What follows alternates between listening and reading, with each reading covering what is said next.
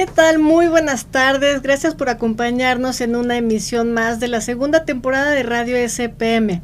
Yo soy Aldara Cabrera y estaré acompañándoles en esta emisión que vamos a dedicar a entender desde diferentes enfoques, desde una mirada salubrista y desde un enfoque antropológico, cómo está afectando el padecimiento de labio y paladar hendido a la población mexicana.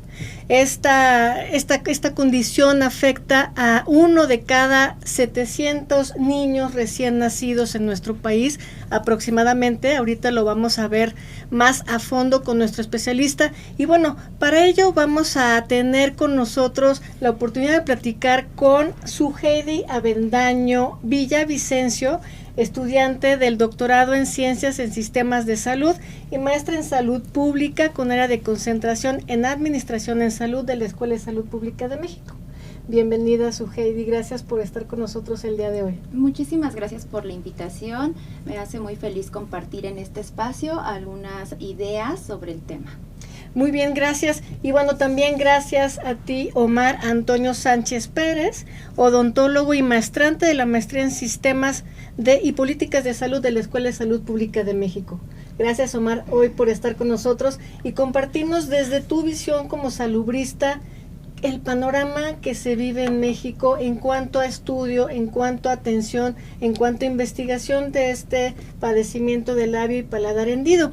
Ahora, para conducirnos de la manera más adecuada durante este programa, me gustaría primero que nada preguntarles cuál es la manera más adecuada y correcta de referirnos a este padecimiento. Labio y paladar hendido es comúnmente conocido como labio leporino. Entonces, por favor, ayúdenos a entender cómo podemos adecuar y referirnos de la mejor manera a este padecimiento. Claro que sí. Muy buenas tardes y le agradezco la oportunidad, maestra Aldara, por este foro. Y entrando de lleno al tema, la palabra leporino, labio leporino, viene de la palabra griega leporem, que significa liebre. Al usarse en la terminología médica, se adaptó para utilizarlo al labio y paladar hendido. Sin embargo, es importante mencionar que al día de hoy, la clasificación internacional de enfermedades sigue llamando labio leporino a esta afectación. El nombre correcto es labio y paladar hendido y yo les invito de una manera muy encarecida a todas las personas que empecemos a llamar esta enfermedad por lo que es con su nombre completo. Suheidi, desde la mirada antropológica también sé que tiene una vinculación con ciertas creencias esta denominación de labio leporino, ¿es así? Así es, bueno, y tiene que ver con el origen, o sea, cómo se acredita el origen de esta condición. Entre los mitos más recurrentes está la exposición y la influencia de la luna hacia las mujeres embarazadas. Entonces se tiene la creencia de que cuando una mujer está embarazada y se expone a la luna llena, cuando percibimos la luna llena podemos ver al conejito completo y entonces se cree que si una mujer embarazada se expone a la luna, el bebé va a adquirir esta condición y como ya Omar nos explicó, la palabra leporino viene también del latín leporem, que significa pues liebre. Entonces se cree que el bebé nace pues con la fisura de una liebre. Ok, bueno, espero que nuestra audiencia haya comprendido esta diferencia, esta manera más respetuosa y adecuada para referirnos a este padecimiento. Y ahora sí, Omar, me gustaría también que compartiéramos con la audiencia el panorama y el contexto epidemiológico de este padecimiento, es decir, la epidemiología, con epidemiología nos estamos refiriendo a la distribución, frecuencia, magnitud y factores determinantes del labio y paladar hendido. ¿Qué nos puedes contar al respecto? Claro que sí, maestra. Para empezar, me regreso un poco antes para definir qué es el labio y paladar hendido. Es todo un espectro de malformaciones congénitas que se dan en la cara e involucran el labio, el alvéolo, que el alvéolo es este hueso de soporte que sostiene a los dientes de adelante, y el paladar. El paladar se puede dividir en dos partes, una parte ósea, una parte de hueso y una parte de músculos que llega hasta la úvula. Entonces, esta fisura es lo que se denomina como labio paladar fisurado. Ahora, respecto a la epidemiología, es importante mencionar que los hombres es el grupo más afectado por esto, y en una relación de 2:1. Solamente en el caso de una fisura palatina, es decir, solamente el paladar está involucrado y solamente esa parte, es cuando se invierten las proporciones. Ahora van a ser 2 veces las mujeres respecto a 1 de las personas. Ahora, en términos globales, bueno, la población asiática es la población que está más afectada. ¿Qué tanto? Pues un nacimiento entre cada 500. Después sigue la población caucásica, que es uno entre cada 1000 recién nacidos vivos, y al final la población de origen negro, que está entre 1 en cada 2500.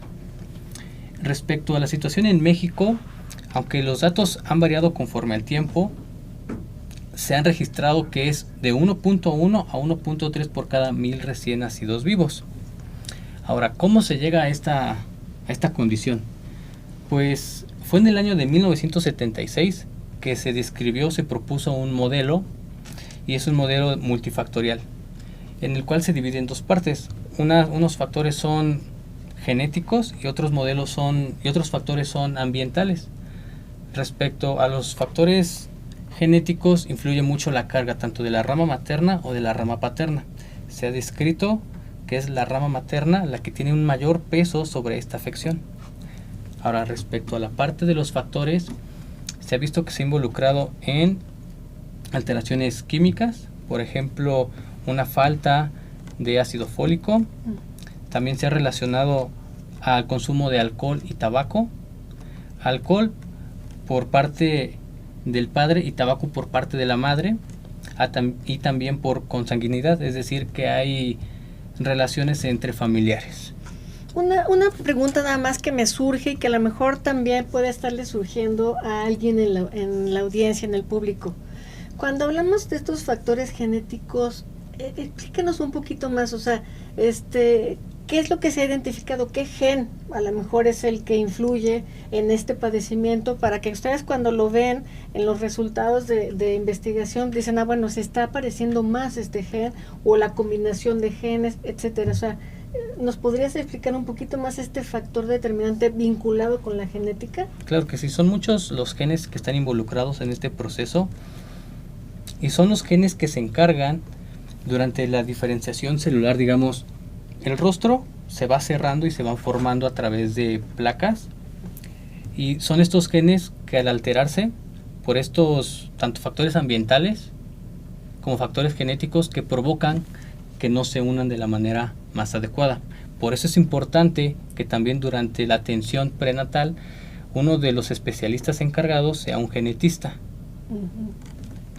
Ok, eso es muy importante. Eso es algo que a lo mejor no todos sabíamos. Necesitamos el acompañamiento de un genetista para asegurar que, bueno, vamos a tener el mejor conocimiento del bebé que se está gestando en el vientre de la mamá. En cuanto a estos factores ambientales que mencionas, ¿cómo es que se dieron cuenta que fumar, o sea, el tabaquismo, influye más si la mamá es la fumadora, y que el alcoholismo influye más si el papá es el que consume en exceso de alcohol? Claro. Bueno, esto ya tiene que ver con todas las investigaciones que se han hecho, y en estos diseños de estudio en los que se hacen estos como rastreos e identifican quién es el que ha fumado más o quién ha bebido más durante la historia del embarazo también, o incluso antes. Ahora, no solamente es importante el alcohol y el tabaco, también es importante la insuficiencia de ácido fólico, y también a factores ambientales como son plaguicidas o presencia de plomo en el medio ambiente.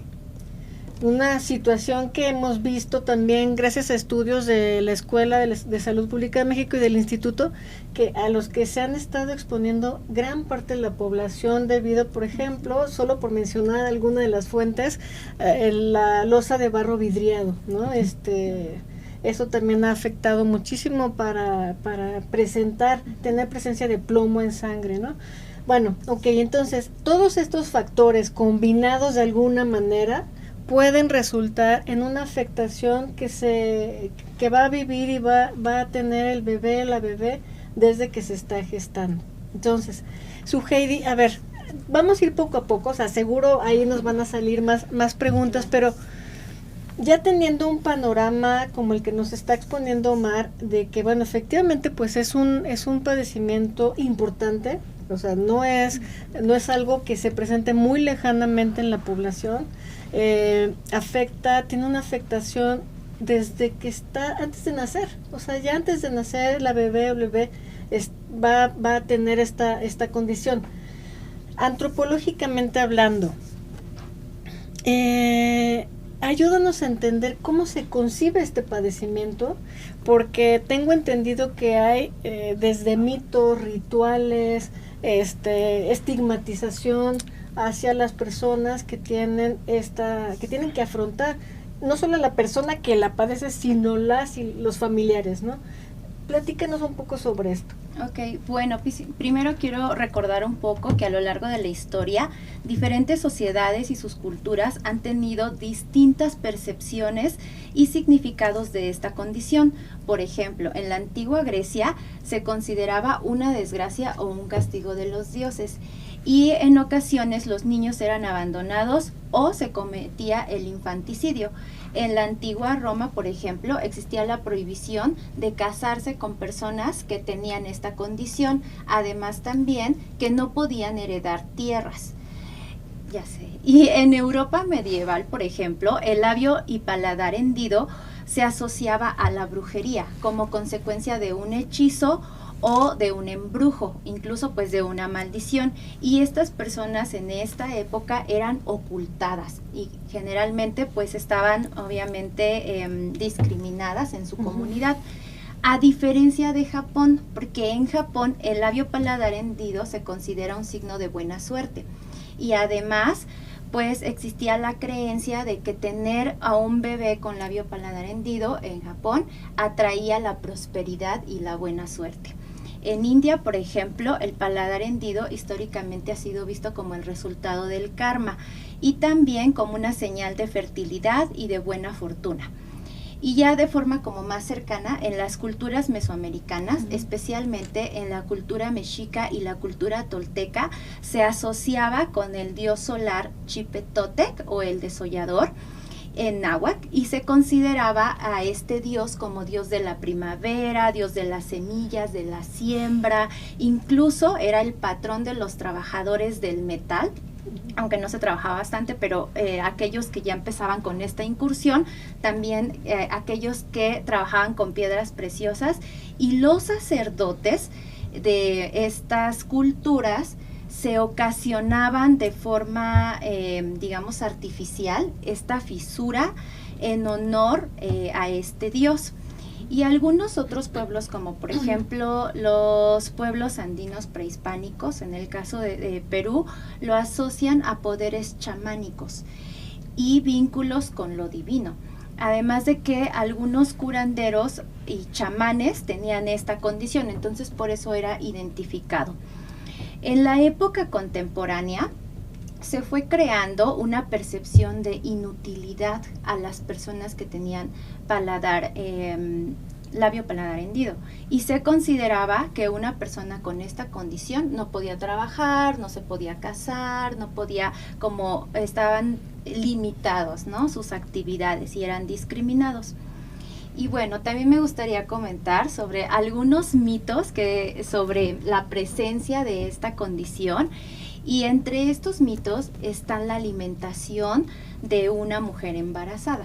Por ejemplo, el labio paladar hendido es causado, en algunas comunidades se relaciona al comer chile.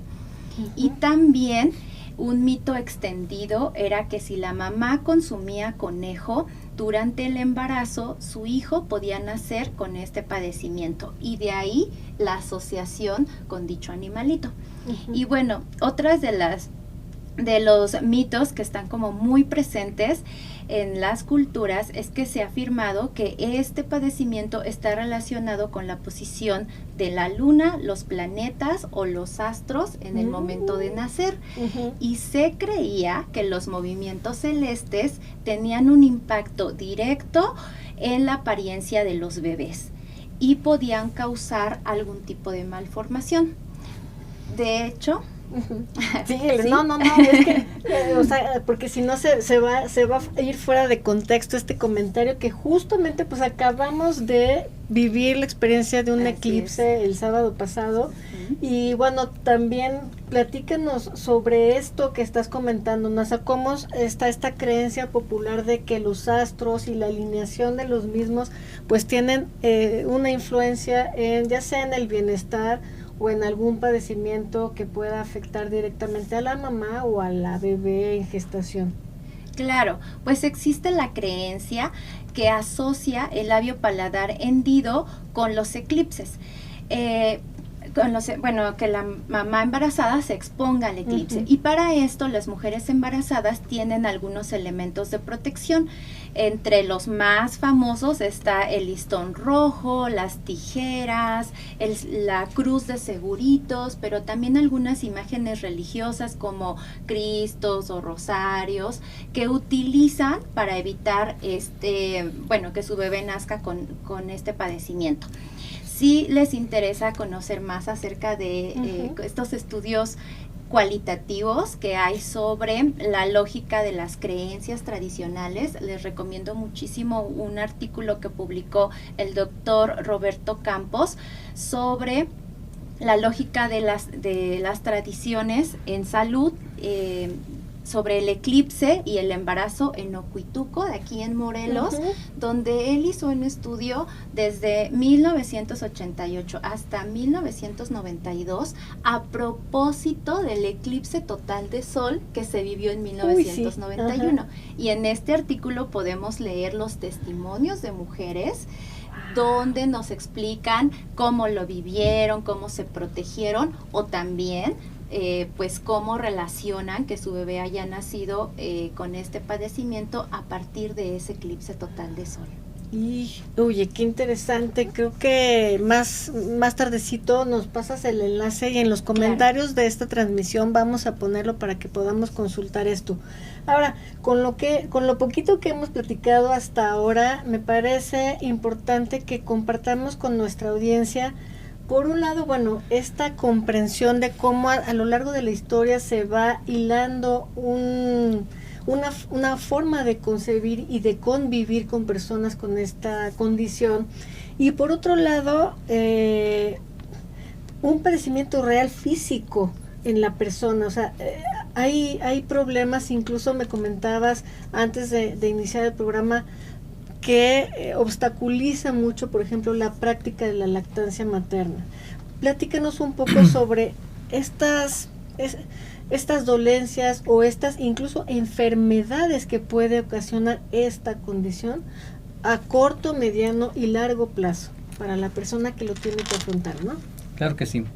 Para empezar tenemos que entender que esta fisura va a tener problemas físicos, es decir, para el recién nacido va a impedir una adecuada alimentación del pecho de la madre.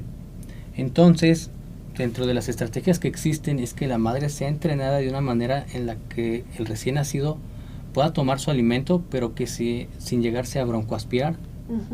Ese en un primer momento. Después, el tratamiento quirúrgico que se le da tiene que ser un cierre de esta fisura.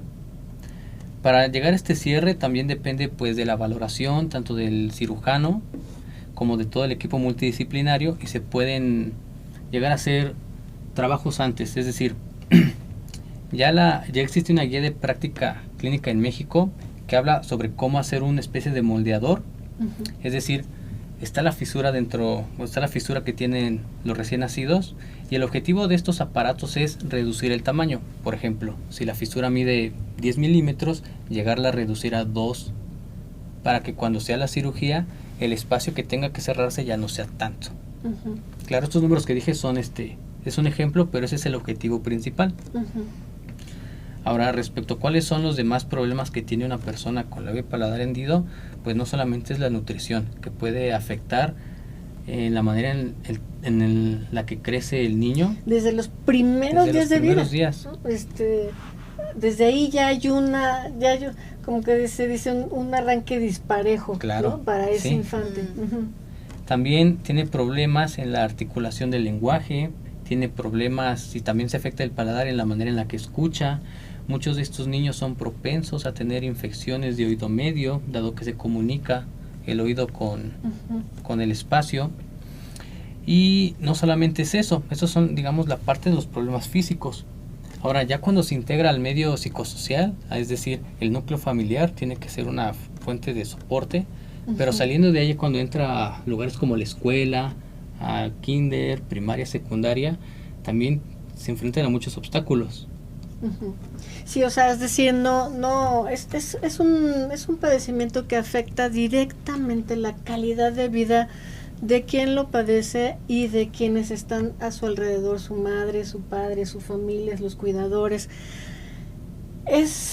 Yo creo que es un buen momento, Ma, para que nos platiques acerca de la valor. O sea, ¿tú cómo valoras el estudio y la investigación que se ha hecho en México sobre este padecimiento? Y de ahí, ¿cómo ves la calidad de la atención que se da en nuestro país a un padecimiento tan importante y tan sensible como es el labio y paladar hendido? Claro que sí. La mayoría de los estudios, no solo en México, sino en el mundo, se han dedicado a buscar los factores de riesgo, es decir, se centran en la parte epidemiológica. Y ya de esos son muy pocos a los que se refieren a la parte económica, a la parte de los costos. Y en México, la manera en la que se aborda este problema fue a partir de 2016, cuando empezaron los brotes de Zika, en el que se formó el sistema de vigilancia de defectos del tubo neural y craneofaciales. Fue en el 2016 que se agregó esta última parte, porque el Zika provocaba microcefalia. Entonces también se buscaba buscar estos casos y contabilizarlos, los del labio paladar hendido. Bueno, fue a partir de este año. Ya desde antes se tenían los registros, pero ahora ya se hizo más evidente, y ahora con una base de datos más robusta, en la que se ve que es la afectación que predomina, tanto de cabeza como de la cara. Ahora, esa es la primera parte. El sistema de vigilancia es quien los busca. Pero, como esta afectación se desarrolla desde la vida intrauterina, es decir, a partir de la 6ª semana de vida que se produce esta fisura, es con los ultrasonidos en la semana número 16 que se puede llegar a un diagnóstico. Entonces, es aquí donde ya tiene que ponerse en marcha todo este mecanismo para poder atender de la mejor manera a estas personas. Con no solamente el equipo quirúrgico, sino también con nutriólogos, con trabajadores sociales, con psicólogos, y no solamente es al momento del nacimiento o de las primeras cirugías, que de hecho la primera cirugía es alrededor de la semana número 10 de nacimiento. Estamos hablando para poner un poquito en contexto a nuestra audiencia, que para tratar este padecimiento no estamos hablando de una cirugía. O sea, en promedio tienen que ser entre 3 y 6 más 10. O menos, ¿no? En promedio, una persona con esta afectación tiene 3.5 eventos quirúrgicos en su vida, en promedio, pero se han registrado que van de estos 3.5 hasta 10. Y todos a lo largo de su vida, es decir, a las 10 semanas de iniciar, luego a los 18 meses, a los 3 años, 4 años, incluso cirugías correctivas, porque se puede dar el caso de que se hizo la intervención, pero después de unas semanas en el proceso de que cicatriza, no se alcanzó a cicatrizar por completo, entonces quedan unas pequeñas fístulas, es decir, unos pequeños agujeros que tienen que volver a procederse. Y es que, bueno, el acompañamiento debe ser efectivamente, como mencionas, desde el periodo de embarazo, porque, bueno, recibir como mamá, como papás esta noticia, pues también requiere de un acompañamiento, ¿no? Entonces, bueno, ¿qué tipo de acompañamiento sugieres o sabes que se da y dónde se da para que nuestra audiencia sepa, no sé, a dónde acudir? Si existe este tipo de acompañamiento en el sistema de salud mexicano, de ser así, ¿quiénes pueden acceder a este acompañamiento y a esta atención de vida para las personas que están sufriendo, que están pasando por esta situación? Claro que sí. Bueno, desafortunadamente sabemos que el sistema de salud en México está segmentado y está fragmentado. Entonces, dependiendo de esta condición laboral, estas personas van a ir a un diferente sector. La Secretaría de Salud es que se han encargado de diagnosticar alrededor del 70% de los casos. Bueno, entonces, ¿a dónde es el primer lugar de contacto? Pues en las atenciones prenatales. Desde ahí es el primer acompañamiento. Pero, como esta cirugía tiene que ser por especialistas, es decir, por expertos en el manejo, por lo general estas personas, es decir, los padres y los tutores, tienen que viajar hasta lugares, hasta que sean centros quirúrgicos enormes que se dedican a hacer este tipo de tratamientos. Por ejemplo, en México, dependiendo del año, van cambiando el número de hospitales que tienen a las personas. Un ejemplo, en el 2015 hubo 109 hospitales que atendieron esta enfermedad. Bueno, pero de estos 109 hospitales a lo largo de México, solamente 10 atendían el 50% de la población, es decir, el 50% de los egresos fueron solamente por 10 hospitales. Y ahora también es importante saber qué tipo de hospitales son los que ofrecen esta atención. Tienen que ser hospitales especializados, aunque también hay registros de UNEMES que han realizado estos procedimientos.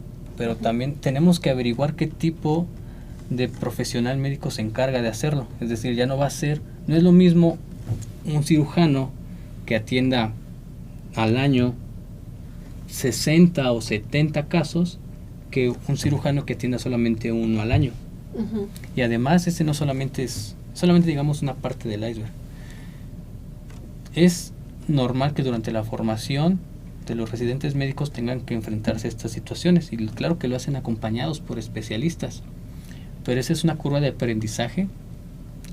¿Y qué pasaría si, por ejemplo, uno de estos pacientes, una de estas personas es atendido por una persona que está en formación académica y sin el debido acompañamiento? Eso también afecta en esta parte de la atención quirúrgica. Totalmente. O sea, digamos, además de que se someterse ya a una intervención quirúrgica, anímicamente a todo nos afecta, ¿no? Entonces, si tú esperas salir de esa intervención lo mejor librada posible, ¿no? Se nos está acabando el tiempo, y si tenemos un poquito más de tiempo seguimos platicando, porque creo que sí es importante que las personas sepan a dónde acudir, si efectivamente se está dando la atención en los sistemas de salud, en el sistema de salud mexicano, porque más o menos en promedio, ¿cuánto cuesta una intervención de este tipo? Es que, por ejemplo, de hecho, he asistido a congresos, o sea, a congresos internacionales, en donde los cirujanos, y lo exponen de esta manera, que la cirugía del labio y paladar hendido es la cirugía plástica de los pobres.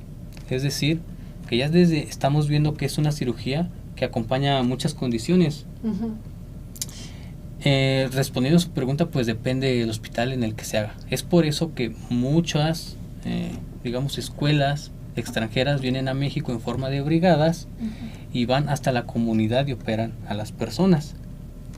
Pero también tenemos que ver con qué tipo de calidad están atendiendo a estas personas, porque si solamente son residentes en formación, que solamente vienen a practicar, pero después de eso se van y dejan a las personas sin el acompañamiento que se necesitan, a los foniatras, a los psicólogos, a los trabajadores sociales, pues digamos hicieron solamente una parte de este trabajo y la otra pues la dejaron ahí.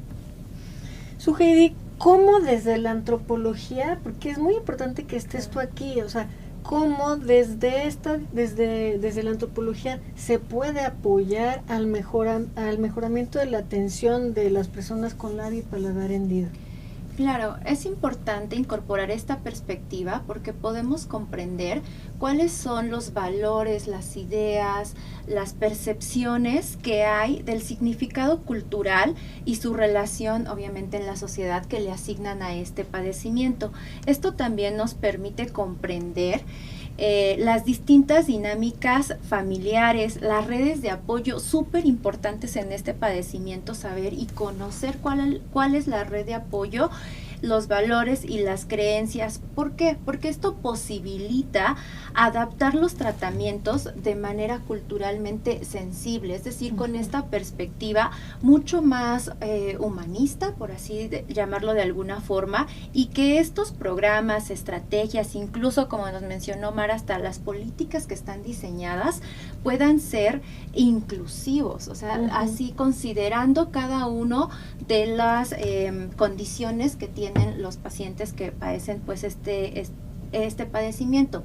Y uno de los aportes esenciales desde la antropología y antropología del cuerpo es evitar las estigmatizaciones y la exclusión que viven estos pacientes.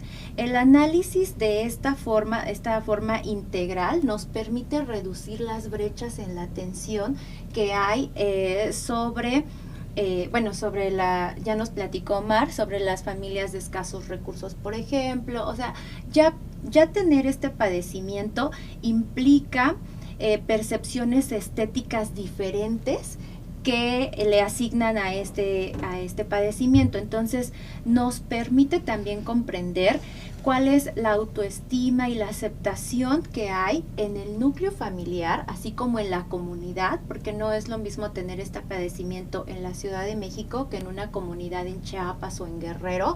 Y entonces también es importante conocer cómo lo está percibiendo desde la persona que lo tiene, así como su entorno familiar.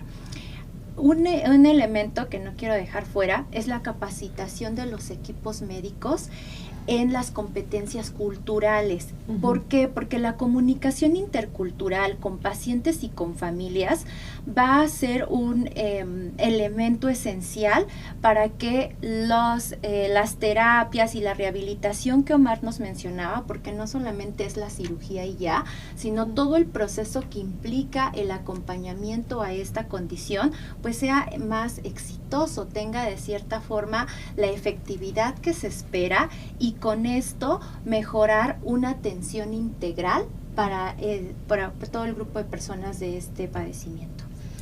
Y bueno, aquí yo supongo que le vamos a dejar la tarea a Omar para que desde la investigación y el trabajo que está haciendo, pues integre esta información, estas disciplinas, esta propuesta de capacitación adecuada para el personal médico, que tiene que darle la mejor atención cálida, de calidez, ¿no? Empática, culturalmente hablando. Se nos ha terminado el tiempo. Yo les dije que se nos iba a ir bien rápido, pero antes de cerrar el programa, sí me gustaría que, habiendo planteado la problemática, la sensible situación a la que se enfrentan las familias y las personas que tienen este padecimiento, démosles información que les pueda ser útil para mejorar su calidad de vida y para saber qué hacer en caso de verse en esta situación. Por un lado, desde la parte de la atención en los sistemas de salud, y bueno, por el otro lado, este acompañamiento cultural sensible que tú nos puedas ofrecer, ¿no? En unos 3 minutitos. Lo que primero empezaré a decir es que hay que sensibilizar a las personas. El labio y paladar hendido es una condición que no es merecedora de ninguna etiqueta negativa. Muchas personas se desarrollan a pesar de todos los obstáculos a los que se enfrentan de manera exitosa en su vida. Y la otra es que se deben fortalecer las estrategias, por ejemplo, no solamente los de suplementos alimenticios con ácido fólico, sino también invitar a las madres que están en el embarazo que, aparte de este suplemento, también consuman alimentos ricas en ácido fólico, por ejemplo, hojas verdes, carnes, y que sigan un acompañamiento, que la mejor manera de atender esto es con sus redes de apoyo. Uh-huh. Sugeri, un mensaje final, una reflexión.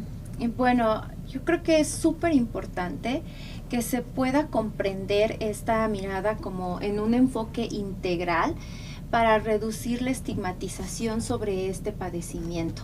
También acercarnos a la parte preventiva, que Omar hizo énfasis, por ejemplo, en el consumo de ácido fólico y también en la condición saludable de las mujeres embarazadas, es decir, evitar problemas de obesidad, por ejemplo.